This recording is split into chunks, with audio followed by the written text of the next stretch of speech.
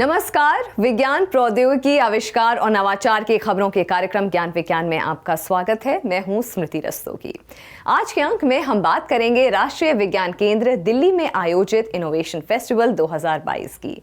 बताएंगे कैसे देश को विज्ञान एवं प्रौद्योगिकी के क्षेत्र में समृद्ध बना रहा है IIT मद्रास का सेंटर फॉर इनोवेशन। खबरें और भी होंगी, लेकिन शुरुआत करते हैं इस अंक की सुर्खियों से। राष्ट्रीय विज्ञान केंद्र दिल्ली में इनोवेशन फेस्टिवल 2022 का आयोजन। विभिन्न आयु वर्ग और क्षेत्रों से आए प्रतिभागियों ने प्रदर्शित किए नवीन आइडियाज पर आधारित प्रौद्योगिकी मॉडल। भारतीय राष्ट्रीय कैलेंडर को लेकर जन जागरूकता बढ़ाएगा राष्ट्रीय सम्मेलन। विज्ञान मंत्रालयों सहित विभिन्न भागीदारियों द्वारा प्रस्तावित इस सम्मेलन का पहला कर्टन रेजर कार्यक्रम दिल्ली में आयोजित। युवा इंजीनियरों के विचार को नई उड़ान दे रहा है centre for innovation. IIT Madras के इस 24/7 प्रयोगशाला के ओपन हाउस 2022 में छात्रों ने प्रदर्शित की अभिनव परियोजनाएं। और जम्मू संभाग के विकास में सहायक होगा उत्तर भारत का पहला बायोटेक पार्क। फिनिशिंग चरण में पहुंचा जैव प्रौद्योगिकी विभाग के सहयोग से बनाए जा रहे अनुसंधान एवं विकास केंद्र का निर्माण कार्य। और अब खबरें विस्तार से। भारत सरकार के संस्कृति मंत्रालय के अधीन राष्ट्रीय विज्ञान केंद्र द्वारा मनाए जाने वाले सालाना नवाचार मेले को इस बार आजादी का अमृत महोत्सव के तहत आयोजित किया गया। 25 से 26 मार्च तक चले इस 2 दिवसीय इनोवेशन फेस्टिवल में विभिन्न स्कूलों के छात्रों, शिक्षकों और कंपनियों से आए प्रतिभागियों ने हिस्सा लिया। इसके अलावा बड़ी संख्या में दर्शक नई पीढ़ी के नवाचारों को देखने पहुंचे। इनोवेशन फेस्टिवल 2022 पर ज्ञान विज्ञान की एक खास रिपोर्ट। राष्ट्रीय विज्ञान केंद्र दिल्ली, जिसे विज्ञान संग्रहालय के रूप में भी जाना जाता है, विज्ञान के विकास के इतिहास को संरक्षित और प्रदर्शित करने के साथ साथ यह संगठन स्कूली छात्रों और आम लोगों के बीच वैज्ञानिक सोच पैदा करने के लिए विभिन्न प्रतियोगिताओं और कार्यक्रमों का आयोजन करता रहता है। भारतीय समुदायों के बीच तार्किक सोच को आकार देने की ऐसी ही एक गतिविधि है इनोवेशन फेस्टिवल। इनोवेशन फेस्टिवल 2022 इस बार आजादी के अमृत महोत्सव के अधीन मनाया गया।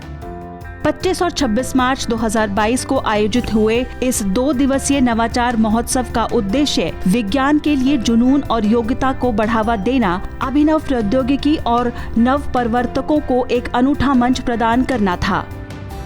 इस आयोजन में स्कूली बच्चों, शिक्षकों, नवाचारकों ने अपनी वैज्ञानिक प्रतिभा और रचनात्मकता का प्रदर्शन किया, जिन्हें देखने के लिए बड़ी संख्या में आम जन भी पहुंचे। पर्सनली 2016 से यहाँ से हर साल आ रहा हूँ। बीच में एक बार ऑनलाइन भी हुआ था कोविड के टाइम पे, एंड बहुत अच्छा फेस्टिवल होता है, बहुत ज़्यादा इंस्पायरिंग है, बहुत अलग अलग लोग आते हैं एंड काफ़ी इनोवेटिव प्रोजेक्ट्स भी हैं। हर साल नई चीज़ें देखने को मिलती है, लेक्चर्स वगैरह सब कुछ होते हैं, तो काफ़ी अच्छा है यहाँ का। हमने देखा है कि टाइम के साथ साथ नेशनल साइंस सेंटर में इसका जो क्रेज़ है वो बढ़ता जा रहा है। बच्चे बहुत ज़्यादा संख्या में अब आने लगे हैं। पीछे लॉकडाउन की वजह से 2 साल तक ये इवेंट नहीं हो पाया, बट अब दोबारा से लॉकडाउन खुला है तो they are coming in huge numbers. आज के डेट में इनोवेशन और स्टार्टअप का बहुत ज़रूरी है इंडिया जैसा कंट्री में, क्योंकि बिजनेस अपॉर्चुनिटी इसमें बहुत ज़्यादा है और चैलेंजेस भी जितना ज़्यादा है, अपॉर्चुनिटी भी उससे ज़्यादा है। तो the idea is to encourage the students and the teachers to think something out of box. जब तक आप बड़ा नहीं सोचेंगे, आउट ऑफ बॉक्स नहीं सोचेंगे, तब तक आपका माइंड इनोवेटिव नहीं होगा।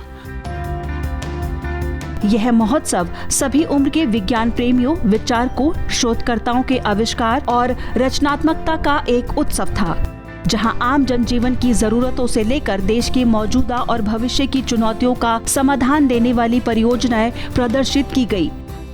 इस मंच ने विभिन्न क्षेत्रों और वर्गों से आए नवाचारकों को एक दूसरे से मिलने का भी अवसर प्रदान किया। इनोवेशन फेस्टिवल में उद्योगों को भी शामिल किया गया, ताकि युवा इनोवेटर्स के आइडियाज कंपनियों तक पहुंचे और चयनित परियोजनाओं को बड़े स्तर पर ले जाया जा सके। इस कार्यक्रम के दौरान प्रतिभागियों का मनोबल बढ़ाने और सामान्य लोगों को विज्ञान से जोड़ने के लिए कई प्रतियोगिताएं भी आयोजित की गई। इनोवेशन फेस्टिवल हमने 2015 में शुरुआत की थी और ये 7वां इनोवेशन फेस्टिवल है और हमारा एक्सपीरियंस ये रहा कि बच्चे इसमें बहुत उत्साह लेते हैं। We are very happy to have opened it again this year. हमें इस साल इसे फिर से खोलकर खुशी हो रही है और हमें उम्मीद है कि यह दिल्ली के छात्रों के लिए काफ़ी मददगार साबित होगा।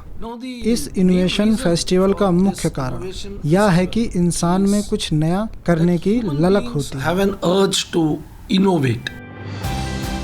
नवाचार मेले का उद्देश्य विभिन्न स्तरों पर पनप रहे आइडियाज को एक जगह, एक मंच प्रदान करना है और यही वो आइडियाज हैं जिनके आधार पर विज्ञान और प्रौद्योगिकी के क्षेत्र में नवाचार को बढ़ावा मिलता है। इनमें से ही कुछ परियोजनाएं किसी बड़ी समस्या के लिए समाधान प्रदान कर सकती हैं। देश की यह प्रतिभाएं ही भारत को हर क्षेत्र में सबल और आत्मनिर्भर बनाने का काम कर रही हैं। आजादी के बाद पूरे भारत के लिए तैयार किए गए समान भारतीय राष्ट्रीय कैलेंडर को 65 वर्ष पूरे हो चुके हैं। आजादी का अमृत महोत्सव के तहत इस उपलब्धि पर अब 2 दिवसीय राष्ट्रीय सम्मेलन का आयोजन किया जा रहा है। समारोह का पहला कर्टन रेजर कार्यक्रम और वेबसाइट का शुभ आरंभ 22 मार्च को नई दिल्ली में हुआ। भारत के संस्कृति मंत्रालय और विज्ञान मंत्रालयों, विभागों सहित विभिन्न भागीदारियों के सहयोग से विज्ञान भारती द्वारा आयोजित किए जा रहे इस कार्यक्रम का उद्देश्य एक बार फिर जन जन को भारतीय राष्ट्रीय कैलेंडर से परिचित कराना है। पेश है ये रिपोर्ट।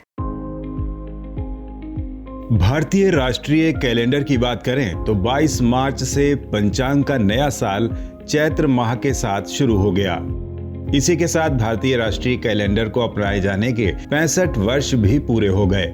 भारतीय संस्कृति और विज्ञान पर आधारित ये शक संवत कैलेंडर चैत्र से शुरू होता है और वैशाख, ज्येष्ठ, आषाढ़, श्रावण, भादो से होते हुए साल के 12वें महीने फाल्गुन पर खत्म हो जाता है।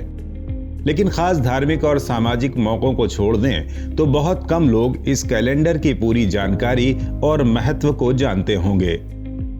इसी कैलेंडर के महत्व और उपयोगिता को जन जन तक पहुंचाने के लिए भारत सरकार द्वारा मनाए जा रहे आजादी के अमृत महोत्सव के तहत भारतीय राष्ट्रीय कैलेंडर पर राष्ट्रीय सम्मेलन आयोजित किया जाएगा। भारत सरकार के संस्कृति मंत्रालय, विज्ञान एवं प्रौद्योगिकी विभाग, पृथ्वी विज्ञान मंत्रालय, वैज्ञानिक तथा औद्योगिक अनुसंधान परिषद, विभिन्न संस्थानों और वैज्ञानिक संगठनों के सहयोग से विज्ञान भारती ने इस 2 दिवसीय राष्ट्रीय स्तर सम्मेलन की रूपरेखा तैयार की है। इस कार्यक्रम का कर्टन रेजर और वेबसाइट लॉन्च समारोह हाइब्रिड मोड में नई दिल्ली में आयोजित किया गया, जिसमें लगभग सभी भागीदारों ने हिस्सा लिया। आजादी के बाद देखा गया कि देश के विभिन्न हिस्सों में एक दूसरे से अलग लगभग 30 तरह के कैलेंडर या पंचांग का इस्तेमाल किया जा रहा है। इसे देखते हुए भारत सरकार ने वैज्ञानिक अध्ययन के आधार पर भारत के लिए समान कैलेंडर लाने पर विचार किया और 1952 में CSIR के अंतर्गत एक कैलेंडर सुधार समिति का गठन किया गया, जिसने उस समय प्रचलित सभी पंचांगों का अध्ययन किया और वैज्ञानिक आधार पर पूरे भारत के लिए समान राष्ट्रीय कैलेंडर प्रस्तुत किया, जिसका आज भी उपयोग किया जा रहा है। इसी कैलेंडर को आमजन में लोकप्रिय बनाने और भारतीय वैज्ञानिक ज्ञान से लोगों को अवगत कराने के उद्देश्य से भारतीय राष्ट्रीय कैलेंडर सम्मेलन आयोजित किया जा रहा है। 22 मार्च को दिल्ली स्थित CSIR NPL प्रयोगशाला सभागार से शुरू हुए कर्टन रेजर कार्यक्रम में सम्मेलन से जुड़ी एक वेबसाइट भी जारी की गई, जिसके द्वारा लोग इस सम्मेलन से जुड़ने के लिए ऑनलाइन पंजीकरण करा सकते हैं। 2 दिवसीय मुख्य समारोह 22 और 23 अप्रैल को कर्क रेखा पर बसे उज्जैन और डोंगला में आयोजित किया जाएगा, जिसमें सम्मेलन और प्रदर्शनी द्वारा लोगों को भारतीय राष्ट्रीय कैलेंडर की वैज्ञानिक विधि, उसकी सटीकता, महत्व और उपयोगिता से परिचित कराया जाएगा। इस सम्मेलन को लोकप्रिय बनाने के लिए 6 कर्टन रेजर निर्धारित किए गए थे, जिसके तहत दिल्ली के अलावा अब 29 मार्च 2022 को बेंगलुरु के भारतीय खगोल भौतिकी संस्थान, 5 अप्रैल 2022 को कोलकाता के S N Bose National Centre for Basic Sciences 6 April 2022 को गुवाहाटी, 10 अप्रैल 2022 को जम्मू के केंद्रीय विश्वविद्यालय और 11 अप्रैल 2022 को मुंबई विश्वविद्यालय में कर्टन रेजर कार्यक्रम आयोजित किए जाएंगे।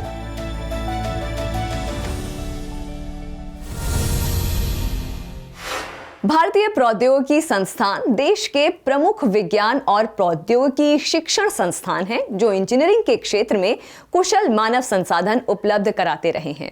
अब यही संस्थान छात्रों को अनुसंधान सुविधाएं उपलब्ध कराकर नवाचार का केंद्र बन रहे हैं, उन्हें नवाचारक और उद्यमी बनाने का काम भी कर रहे हैं। ऐसा ही एक केंद्र है IIT मद्रास का सेंटर फॉर इनोवेशन। हाल ही में यहाँ के छात्रों ने CFI ओपन हाउस 2022 का आयोजन किया। इस नवाचार केंद्र पर ज्ञान विज्ञान की एक खास रिपोर्ट। दुनिया की पहली electric engine formula racing car, अपनी तरह का पहला नेविगेशन युक्त heads up display helmet, autonomous वाहन, नवीन रॉकेट। हाल ही में हाइब्रिड मोड में आयोजित हुए भारतीय प्रौद्योगिकी संस्थान मद्रास के centre for innovation open house 2022 में सेंटर के क्लबों ने 60 से ज्यादा इनोवेटिव टेक प्रोजेक्ट प्रदर्शित किए। महामारी के चलते 2 साल बाद ये सालाना कार्यक्रम फिजिकल और ऑनलाइन दोनों तरीकों से आयोजित किया गया था, जिसमें देश विदेश के करीब 100 उद्योगों, IIT स्टार्टअप और विशेषज्ञों सहित 1500 से ज्यादा लोगों ने हिस्सा लिया और लगभग 500 लोग वर्चुअल माध्यम से शामिल हुए। CFI Open House 2022 is the CFI open house CFI का वार्षिक प्रमुख कार्यक्रम है जो छात्र नव प्रवर्तनकर्ताओं की हाल की परियोजनाओं और उपलब्धियों को दर्शाता है। CFI ओपन हाउस 2022 इस साल हाइब्रिड मोड पर आयोजित किया गया, हाइब्रिड मोड जो कि फिजिकली परिसर में है और साथ ही मेटावर्स प्लेटफॉर्म गैदर टाउन पर।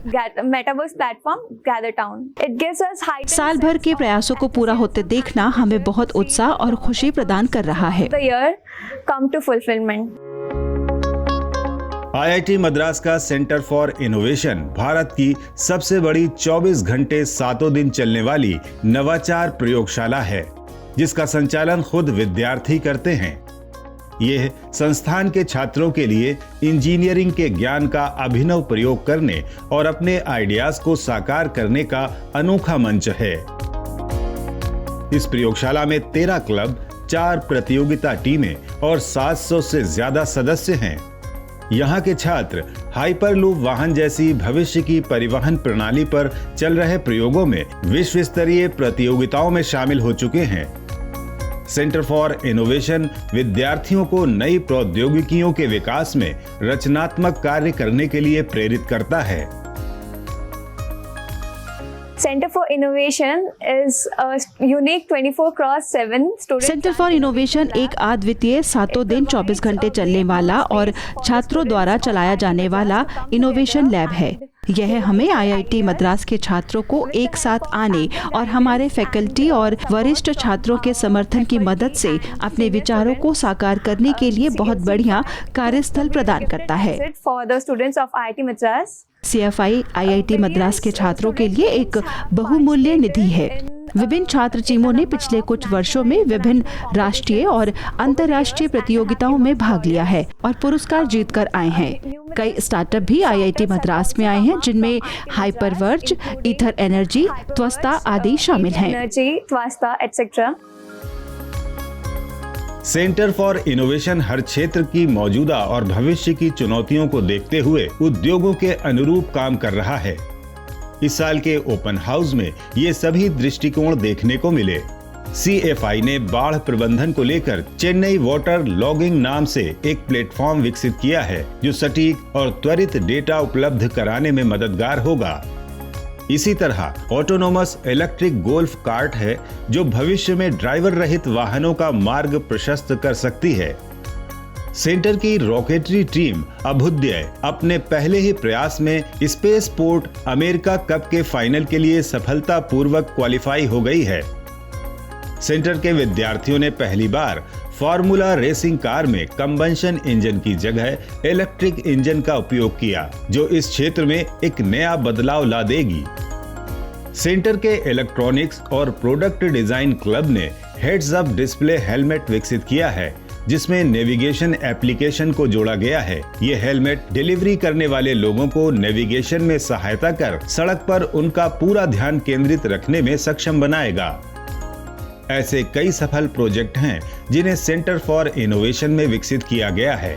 आईआईटी शोधकर्ताओं के ये नवीन आइडियाज विभिन्न क्षेत्रों के उद्यमों को नवाचार प्रदान करने वाले हैं, जो न सिर्फ भारत को आत्मनिर्भर बनाएंगे, बल्कि विज्ञान एवं प्रौद्योगिकी के क्षेत्र में भारत को विश्व स्तर पर अग्रणी बनाने में सहायक साबित होंगे।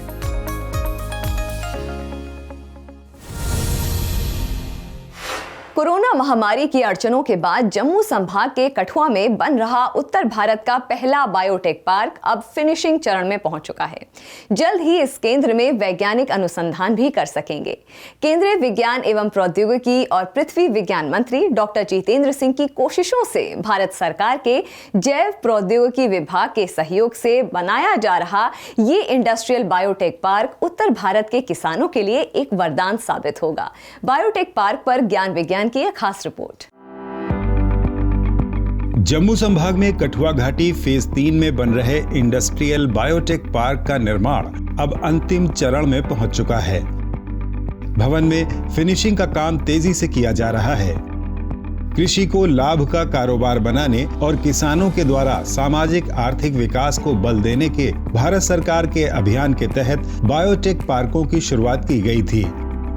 इसी कड़ी में मौजूदा केंद्रीय विज्ञान एवं प्रौद्योगिकी और पृथ्वी विज्ञान मंत्री डॉक्टर जितेंद्र सिंह ने साल 2014 में अपने संसदीय क्षेत्र कठुआ में और हंदवाड़ा में एक इंडस्ट्रियल बायोटेक पार्क की आधारशिला रखी थी। इसके बाद साल 2018-19 में इनका निर्माण कार्य शुरू किया गया। ये पार्क भारत सरकार के जैव प्रौद्योगिकी विभाग और राज्य सरकार के सहयोग से बनाए जा रहे हैं, जिसमें बहुत जल्द कठुआ में उत्तर भारत के पहले बायोटेक पार्क के शुरू होने की उम्मीद की जा रही है। अनुसंधान और विकास का मंच बन रहे इस केंद्र में वैज्ञानिक अनुसंधान कर सकेंगे। साथ ही स्थानीय किसान और युवा उद्यमी अपने उत्पादों को इस मंच के माध्यम से दुनिया के सामने ला सकेंगे। प्रयोगशाला स्तर पर गुणवत्ता जांच मानक तय करने में भी यह पार्क मदद करेगा। इसके द्वारा औषधीय और सुगंधित पौधों के उत्पादन को भी बढ़ावा दिया जाएगा, जिससे प्रदेश की अर्थव्यवस्था में सुधार होगा। इंडस्ट्रियल बायोटेक पार्क में एक्सट्रैक्शन, जिसमें पायलट स्केल पौधों से एक्सट्रैक्शन की जाएगी, कंपाउंड फर्मेंटेशन, जिसमें एंजाइम या अन्य मॉलिक्यूल्स पर काम होगा, सेंट्रल इंस्ट्रूमेंटेशन, जिसमें वैज्ञानिक और केमिकल मानक तय किए जाएंगे, एनालिटिकल लैब सुविधा, ट्रेनिंग और कॉन्फ्रेंस हॉल, बिजनेस विकास ग्रुप के लिए मीटिंग रूम, कैफेटेरिया, बैंक और डिस्पेंसरी जैसी सुविधाएं तैयार की जा रही हैं। बायोटेक पार्क द्वारा जम्मू कश्मीर और लद्दाख की जैव विविधताओं पर अनुसंधान के साथ ग्रीन श्रेणी के उद्योगों को भी बढ़ावा दिया जाएगा। जम्मू संभाग में लेवेंडर की खेती ने किसानों को एक बेहतर अवसर प्रदान किया है। अब इस केंद्र के द्वारा संभाग के अन्य क्षेत्रों के किसानों को भी अरोमा मिशन से जोड़ा जाएगा। उत्तर भारत का ये पहला industrial biotech park Jammu Kashmir और लद्दाख के अलावा हिमाचल, पंजाब सहित अन्य राज्यों के लिए भी मददगार साबित होगा।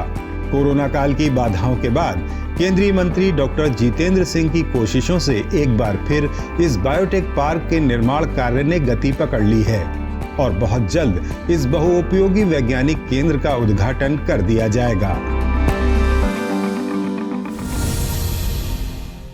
और अब नजर डालते हैं विज्ञान और प्रौद्योगिकी से जुड़ी देश और दुनिया की कुछ और ताजा गतिविधियों पर हमारे खास सेगमेंट साइंस एक्सप्रेस में। 24 मार्च को विश्व टीबी दिवस के मौके पर केंद्रीय विज्ञान एवं प्रौद्योगिकी और पृथ्वी विज्ञान मंत्री डॉक्टर जितेंद्र सिंह ने भारत सरकार के जैव प्रौद्योगिकी विभाग द्वारा शुरू किए जा रहे डेयर टू इरेड टीबी डेटा संचालित अनुसंधान की घोषणा की। केंद्रीय मंत्री ने कहा कि 2025 तक टीबी मुक्त भारत का सपना पूरा करने के लिए इस तरह के केंद्रीय अनुसंधान और एक जन आंदोलन की जरूरत है। विज्ञान और प्रौद्योगिकी मंत्रालय के जैव प्रौद्योगिकी विभाग ने विभिन्न पहलों के माध्यम से क्षय रोग विज्ञान को आगे बढ़ाने में योगदान दिया है और पिछले 3 दशकों से टीबी पर बुनियादी और व्यवहारिक अनुसंधान में सहयोग कर रहा है, जिसमें मुख्य रूप से रोग जीव विज्ञान, दवा की खोज और वैक्सीन तैयार करने पर ध्यान केंद्रित किया गया है।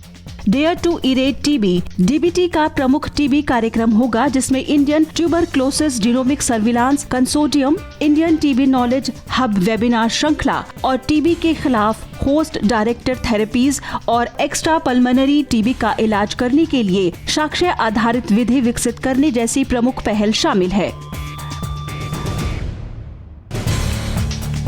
विज्ञान एवं प्रौद्योगिकी विभाग की इंस्पायर योजना के तहत भारतीय प्रौद्योगिकी संस्थान रुड़की के एक inspire faculty fellow doctor Devidas Kundu surface electromagnetics पर काम कर रहे हैं। उनका यह शोध आरएफ और माइक्रोवेव उपकरणों की मौजूदा क्षमता में वृद्धि के साथ ही उपग्रह संचार में सुधार कर सकता है।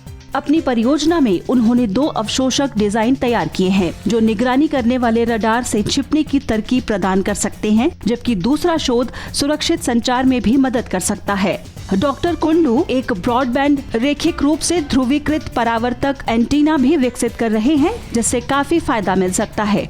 उनके प्रस्तावित डिजाइन का उपयोग क्यूबसेट्स नामक छोटे व कम वजन वाले उपग्रहों में किया जा सकता है। पृथ्वी की निचली कक्षा में क्यूबसेट्स का एक समूह इंटरनेट ऑफ थिंग्स IoT के माध्यम से दुनिया भर में कनेक्टिविटी के लिए एक समाधान दे सकता है। उनके द्वारा प्रस्तावित रिफ्लेक्ट एरे एंटीना संकेत की गोपनीयता को कम करने के लिए अलग अलग क्यूबसेट के बीच अंतर उपग्रह लिंक ISL को सक्षम करने में उपयोगी हो सकता है। भारत और ओमान कई क्षेत्र में एक साथ मिलकर काम करेंगे। इसी कड़ी में 23 मार्च को दोनों देशों के बीच विज्ञान और प्रौद्योगिकी के क्षेत्र में एक सहयोग कार्यक्रम के तहत संसाधनों के स्थायी वैज्ञानिक उपयोग के लिए एक समझौता ज्ञापन पर हस्ताक्षर किए गए हैं। इस द्विपक्षीय बैठक में भारत सरकार के विदेश मंत्री डॉक्टर S जयशंकर और ओमान के विदेश मंत्री सैयद बद्र अल बुसैदी शामिल हुए। इस सहयोग कार्यक्रम के तहत 2022 से 2025 तक की अवधि के लिए कई क्षेत्रों को चिन्हित किया गया है, जिनमें औषधीय पौधे और प्रसंस्करण, रियल टाइम वायु गुणवत्ता निगरानी, अनुवांशिक संसाधनों के क्षेत्र में ज्ञान साझा करने के लिए एक इलेक्ट्रॉनिक मंच का विकास, लघु और मध्यम उद्योग के लिए तकनीकी विशेषज्ञता, प्लास्टिक जैव ईंधन व जैव डीजल अनुसंधान, स्नातक कार्यक्रमों के लिए सॉफ्टवेयर विकास, उद्योग को अकादमिक क्षेत्र से जोड़ना, ब्लॉकचेन व फिनटेक समाधान, बिग डेटा प्रशिक्षण कार्यक्रम, कोडिंग व परीक्षण, विज्ञान प्रौद्योगिकी, इंजीनियरिंग, गणित शिक्षण और विज्ञान एवं प्रौद्योगिकी सहयोग के अन्य क्षेत्रों को आपसी सहमति से इसमें जोड़ना शामिल है। भारतीय वैज्ञानिकों ने देश में ही एक कुशल प्रक्रिया से फ्यूल सेल में उपयोग के लिए प्लेटिनम आधारित इलेक्ट्रोकैटलिस्ट विकसित किया है, जो कम लागत वाली टिकाऊ फ्यूल सेल के लिए मार्ग प्रशस्त कर सकता है। विज्ञान एवं प्रौद्योगिकी विभाग के स्वायत्त संस्थान international advanced research centre for powder metallurgy and new materials ARCI के वैज्ञानिकों ने यह नया समाधान तैयार किया है।